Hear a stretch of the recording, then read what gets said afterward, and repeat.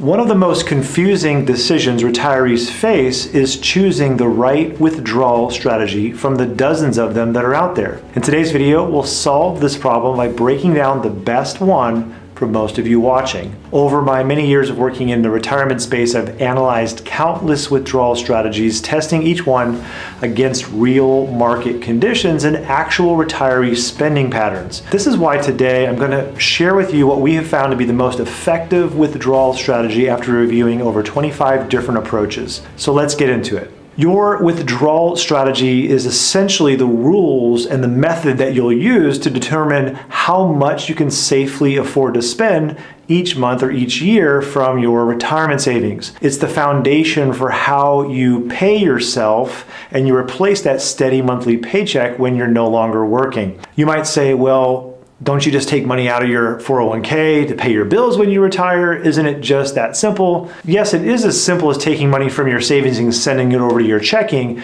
but how do you ensure that we spend the right amount of money from the right accounts? That's where having a strategy becomes important. You don't want to overspend and run out, and you don't want to underspend and sacrifice your lifestyle, and you don't want to pay extra taxes because of the order in which you decided to take that money out. Now, you would think that there would be a simple way to do this that doesn't require a PhD in finance, since almost every single person in America with a retirement savings is going to be doing this to fund their retirement someday. But if you're looking for a simple way, you could end up reviewing at least 25 different retirement withdrawal strategies, and that's not so simple. I'll name just 10 of them for you right now.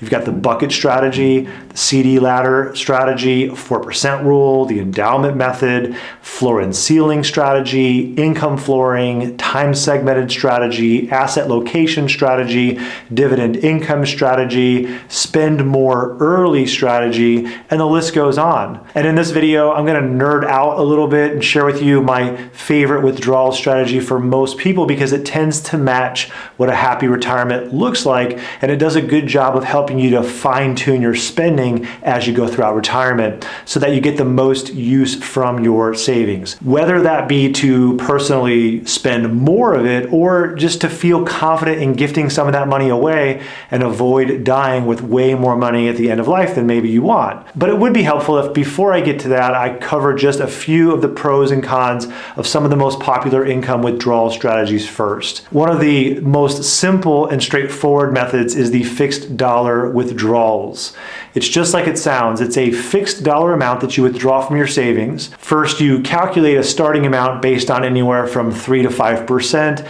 And so if you have $1 million in savings and you choose 5%, then you'd pay yourself $50,000 per year.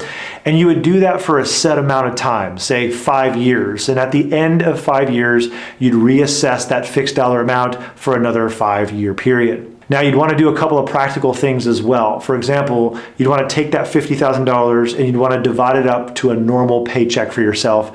Most people prefer to pay themselves monthly. You also want to make sure that you keep your portfolio properly allocated to support growth against inflation.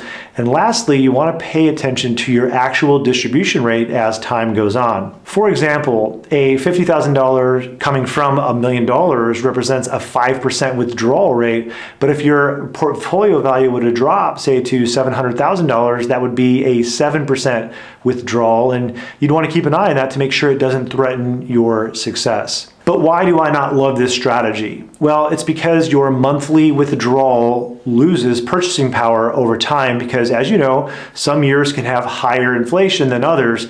And I also don't like it because people tend to not check in and keep an eye on their withdrawal percentage. And even when they do, if it does get too high, they need to abandon the strategy altogether and use some additional tools to course correct. Now, let's talk about another strategy called the bucket strategy. The bucket strategy, just like the name, has different buckets that represent different time periods. Each bucket serves a different purpose and therefore holds different types of investments based on when you will need the money. A simple 3-bucket method would hold 2 to 3 years of spending in bucket 1. Spending for years 4 through 10 would be bucket 2, and spending for years 10 and beyond would be located in, say, bucket 3. Of course, bucket 3 could be invested most aggressively since you wouldn't need to touch that for many years and it could handle some of the market volatility. Now, there are two things that people get wrong about this strategy, and that is sometimes people think that having more buckets means better results and they overcomplicate it, but 2 to 3 buckets works just as well as 5 or 6 buckets. The other thing they do is that sometimes they overload their cash bucket holding too much low yielding assets, which hurts their long-term growth. Now, there's only one thing that I personally don't like about the bucket strategy, and I'll tell you what that is, and then I'll tell you what most people do like about the strategy. So the one thing that I don't like is that it can be a hassle when it comes to rebalancing. And it can be messy when you need to take your required minimum distributions from that bucket that maybe you didn't really want to take it out of, and then you're left trying to figure out the logistics of how to best rebalance the buckets, rebalance the allocation, figure out how to be tax efficient with the order of your withdrawals. What people do like about the bucket strategy is that the buckets communicate a peace of mind when it comes to market volatility. And they instantly know they have 2 to 3 years of expenses tucked away in bucket 1. This gives them the space to not panic, and ultimately they sleep better. The bucket strategy also has built-in risk management. If you think about it, each bucket naturally matches your time horizon. You're not taking unnecessary risks with money that you need soon, and you're also gaining the confidence to be more aggressive with that bucket number 3 because you won't need that for several more years.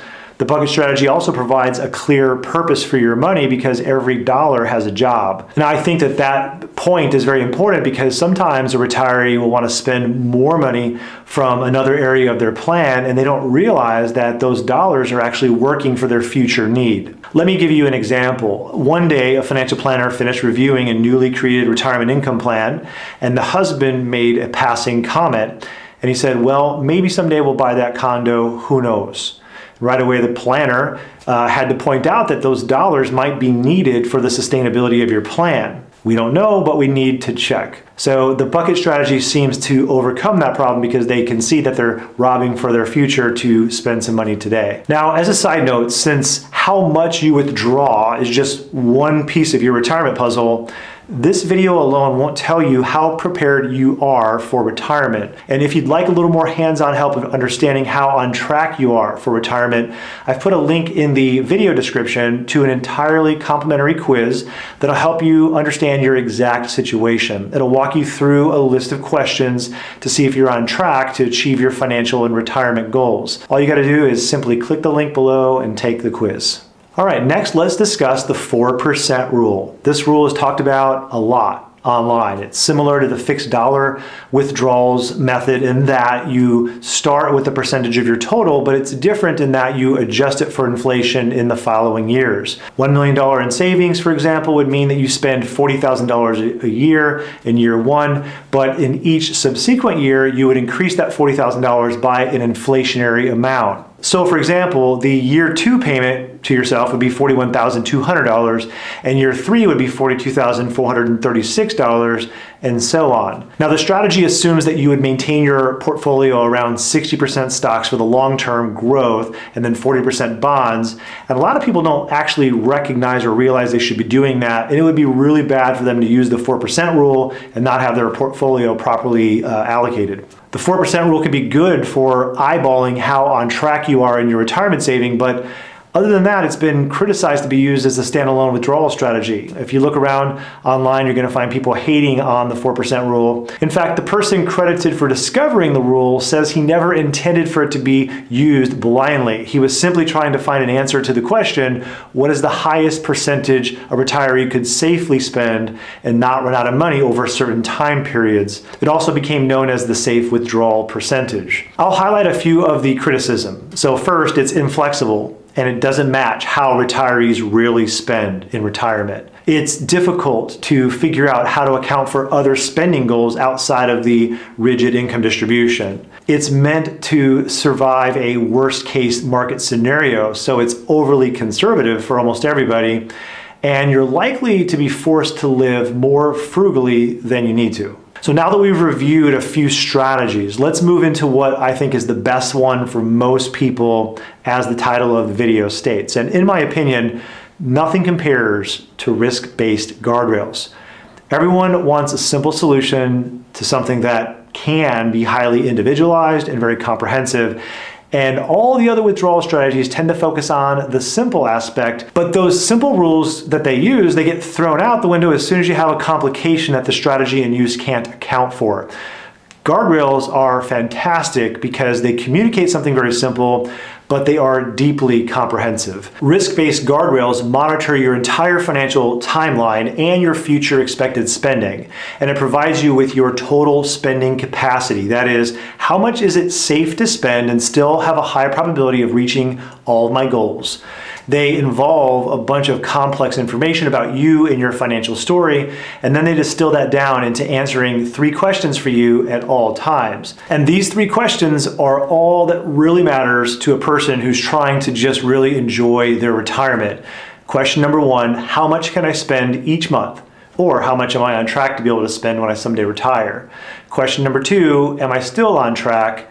And number 3, how will I know if I'm not on track? It communicates this through placing a visual guardrail below your portfolio and another one above it. And you can just visually see how much it's safe for you to spend each month. And you can also see what the plan would be for you if your value were to increase and you hit that upper guardrail and you would begin spending more money. And of course, if that lower guardrail was hit, indicating a pre-planned reduced amount of spending.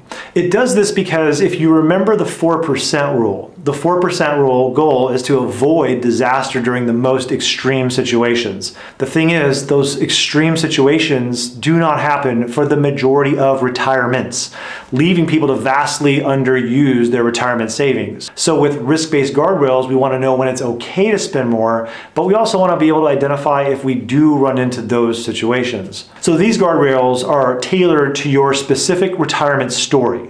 That is your individual needs and your personal risk profile. For example, if you're paying off your RV for the first 5 years of your retirement, the system will allow for extra spending that might be above your safe spending capacity, but then it smooths out your spending, accounting for the fact that the extra payment for the RV is going to go away. At a very high level, they use Monte Carlo simulations to determine where the lower and upper guardrails should be placed in your plan, and those simulations update every 30 days.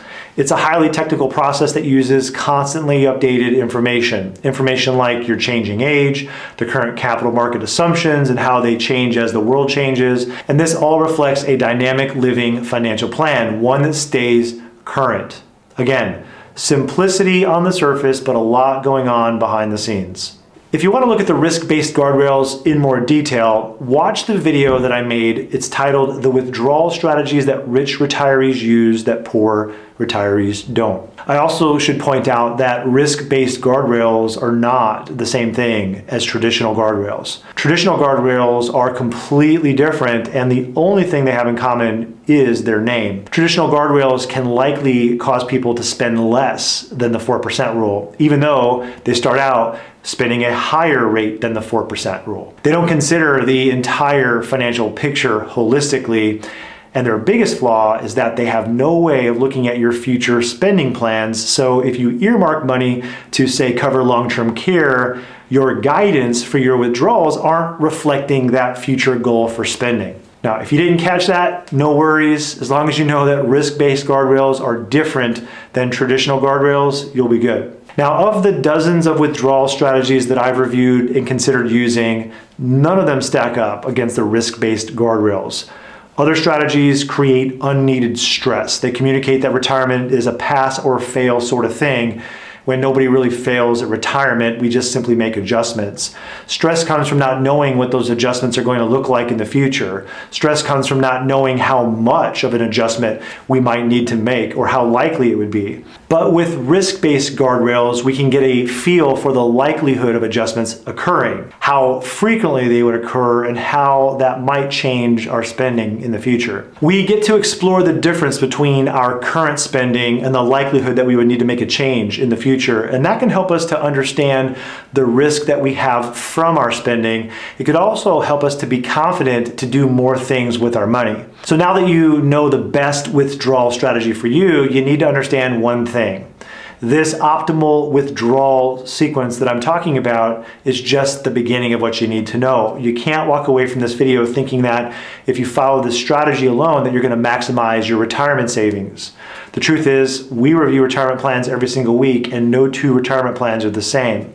From understanding retirement timing to coordinating the order of accounts for tax efficiencies, there's just so much more that goes into creating the retirement plan. So if you want to understand what you should focus on in your retirement plan, or if you want to see if you're on track for retirement, click the first link in the description and you can do a complimentary quiz where you'll be able to assess your situation in 15 minutes and you'll have some actionable information to take away.